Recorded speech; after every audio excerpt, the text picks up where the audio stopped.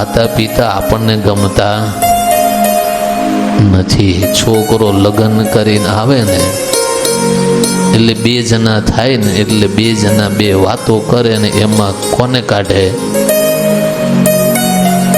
છોકરો બાપને કાઢે, આવેલું વ્યક્તિ માને કાઢે. મને એની જોડે ફાવશે નહીં.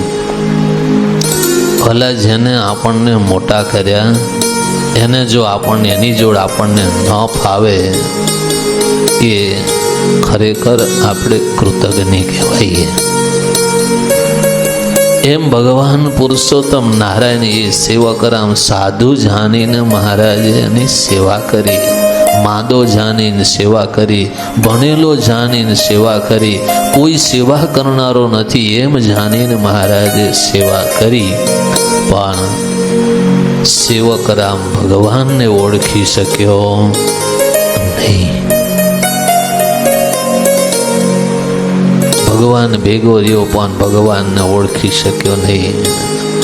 તો આપણે આ ગુરુકુળની અંદર રહ્યા, વર્ષો રહ્યા, જો ધ્યાની સ્વામીને ઓળખી ન શકીએ, પુરુષોત્તમ નારાયણ ઘનશ્યામ મહારાજને જો આપણે ન ઓળખી શકીએ, રોજ દર્શન કર્યા, રોજ બેઠા, પણ તોય ધ્યાની સ્વામીને ભગવાન ઘનશ્યામ મહારાજને સ્વામિનારાયણ ભગવાનને ન ઓળખ્યા તો આપણા જીવનમાં આપણે મેળવ્યું શું? કાંઈ મેળવ્યું કહેવાય નહીં. પણ એ આજ ખબર ન પડે, મર્યા પછી ખબર પડે.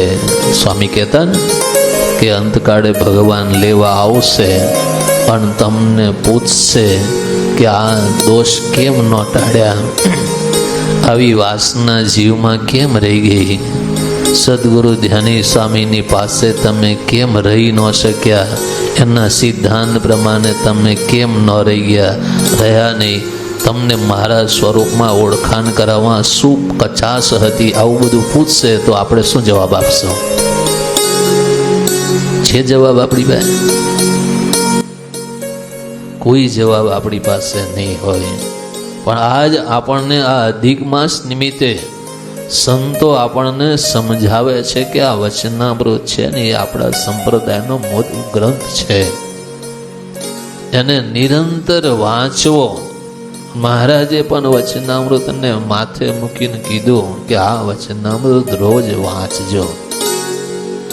આમાં આ લોકની અંદર કેમ રહેવાય અને પરલોકમાં કેમ રહેવાય અને પરલોકમાં ભગવાનના ધામમાં કેમ જવાય ને ત્યાં કેમ રહેવાય, એ બધી વાતો મહારાજે વચનામૃતમાં કહી છે. કોની સાથે બેસવું અને કોની સાથે ન બેસવું, કોની સાથે નાવા જાવો ને કોની સાથે ન જાવો, કોનો સંગ કરવો ને કોનો ન કરવો, આ બધી વાતો મહારાજે વચનામૃતમાં આપણને સમજાવી છે. એમાંથી જો આપણને 10% જો સમજાય ને તોય મહારાજ એમ કહેશે કે ના, તે મારો દાખલો સફળ કર્યો. પણ કૃતજ્ઞ થાવું એ ક્યારેય મહારાજ સ્વીકારશે નહીં. કૃતજ્ઞ ન થતા મહારાજે કૃતજ્ઞ જાણીને સેવક રામનો છેલ્લે ત્યાગ કર્યો. બાકી પહેલા સેવા કરી, સાધુ જાણીને, માદો જાણીને, ભણેલો જાણીને, કોઈ સેવા કરનારો નથી એમ જાણીને ભગવાને એની સેવા સંભાળ બધું જ કર્યું. પણ છેલ્લે ભગવાનને એમ થયું આ માણસ કૃતજ્ઞ છે, માટે એનો ત્યાગ કરો. જો આપણને ભગવાન કૃતજ્ઞ માનશે તો આપણને રાખશે. ત્યાં તમે હાજરી નહીં કહી શકો કે હું આટલો વર્ષો ગુરુકુળમાં રહ્યો ને આટલા વર્ષ સુધી સાધુ ધ્યાની સ્વામીની સાથે રહ્યો, એવું ભગવાન એ હાજરી એટેન્ડન્સ નહીં તપાસશે. તમે એની પાસે રહીને કેટલું શીખ્યા, એનો દાખલો તમે કેટલો સફળ કર્યો, મેં તમારા માટે દાખલો કર્યો, એ તમે દાખલો કેટલો સફળ કર્યો.